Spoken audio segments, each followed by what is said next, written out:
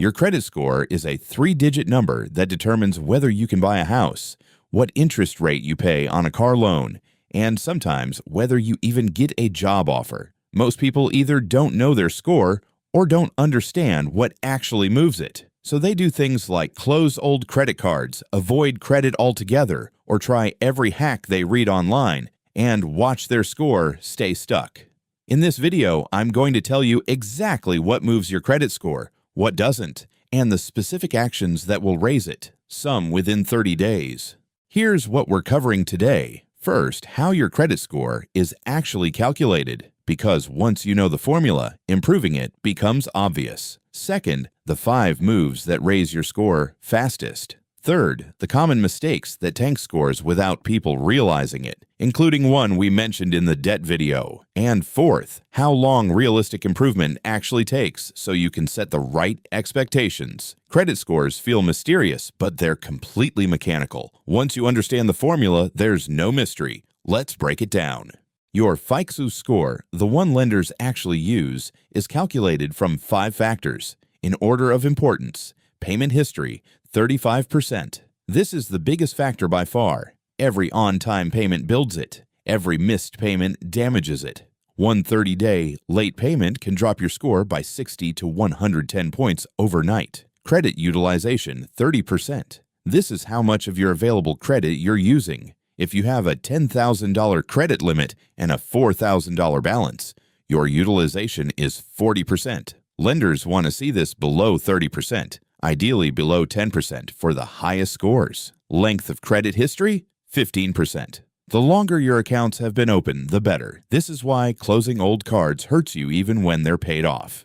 Credit mix, 10%. Having a mix of credit types, credit cards, installment loans, auto loans helps slightly. Don't open new accounts just for this, but it's why having both a card and a loan works in your favor. New credit, 10%. Every time you apply for new credit, a hard inquiry appears on your report and temporarily dips your score by 5 to 10 points. Multiple applications in a short period signals financial stress to lenders. Those 5 factors are the entire formula. Everything else you've heard about credit scores is either a myth or a downstream effect of one of these. Move 1. Set every account to autopay for the minimum. Payment history is 35% of your score. One missed payment can wreck months of progress. Set every single credit card and loan to autopay, at least the minimum. Not because you'll only pay the minimum, but because it makes on-time payment automatic and removes human error from the equation. Move 2. Lower your credit utilization below 30%. If your card has a $5,000 limit and a $2,500 balance, you're at 50% utilization. Pay that balance down to $1,500 and you're at 30%. Pay it to $500 and you're at 10%.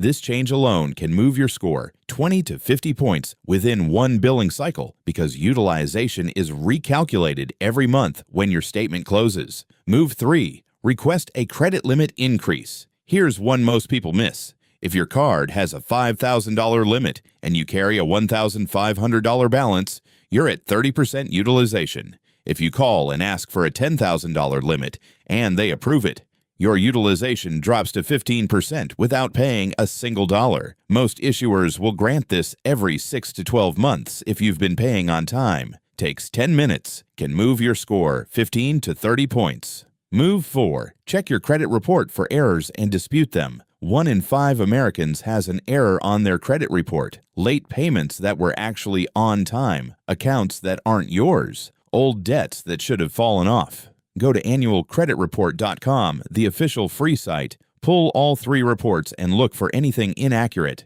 Dispute errors directly with the Bureau online. Removing a false negative mark can raise your score significantly within 30 to 60 days. Move 5. Keep old accounts open. As we covered in the debt video, do not close paid-off credit cards. Length of credit history is 15% of your score. An old card from 8 years ago that's sitting at 0 balance is silently helping your score every single month. Put a small recurring charge on it and auto-pay it in full so it stays active. Mistake 1. Applying for multiple credit cards at once. Each application creates a hard inquiry. 1 is fine. It drops your score 5 to 10 points temporarily. 3 applications in a month looks like financial desperation to lenders and can drop your score 30 to 40 points. Space applications at least 6 months apart. Mistake 2, maxing out a card even if you pay it in full. Some people pay their full balance every month and assume their utilization is 0. But utilization is calculated based on your statement balance,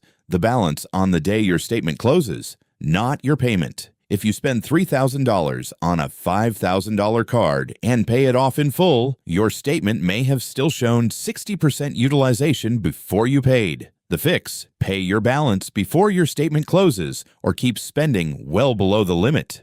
Mistake 3, co-signing loans. When you co-sign, that debt appears on your credit report as if it's yours. If the primary borrower misses payments, your credit takes the hit. You have no control over it. Avoid co-signing unless you're willing to make every payment yourself. Mistake 4, only paying the minimum. Minimum payments keep you current, which is good for payment history. But high balances mean high utilization, which suppresses your score. Paying down balances is the fastest way to improve both your score and your financial position simultaneously. Here's what honest improvement looks like. If your score is below 580, damaged credit, the path back takes 12 to 24 months of consistent on-time payments, reducing balances, and letting negative marks age. There are no real shortcuts at this level, but consistent behavior absolutely works. If your score is 580 to 669 fair credit, you can realistically move to good credit 670 plus in 6 to 12 months by lowering utilization and maintaining perfect payment history. Some people see this happen in 3 to 4 months with the limit increase trick. If your score is 670 to 739, good credit moving to very good 740 plus usually takes 1 to 2 years. At this range, you're already getting decent rates. The improvements are real, but incremental. If your score is 740 and above, you're in the top tier range. The difference between 740 and 800 is minimal in terms of what rates you qualify for. Focus your energy on debt payoff and investing rather than chasing a higher score. The most important thing to know: credit scores respond to behavior, not intentions. You cannot think your way to a higher score. Every on-time payment, every balance paid down, every old account kept open is quietly compounding in the background. 6 months from now, you'll be in a materially different position if you start today. Check your score monthly, not obsessively. Free options, Credit Karma, Experian's free app, or your credit card's built-in score tracker. Most major cards now show your score in the app for free. What you're looking for each month. Is it moving up? Are there any unexpected hard inquiries you didn't authorize? Any new accounts you don't recognize? An unexpected hard inquiry or unknown account is a red flag for identity theft and needs immediate investigation. Most issuers have fraud lines you can call to dispute and remove unauthorized activity. Beyond fraud protection, monthly monitoring keeps you accountable. Watching your score inch upward month by month is surprisingly motivating. The same way watching your debt balance drop is motivating. Progress is the best behavior reinforcement there is. Let's recap. Your credit score is driven by 5 factors: payment history at 35%, utilization at 30%, length of history at 15%, credit mix at 10%, and new credit at 10%.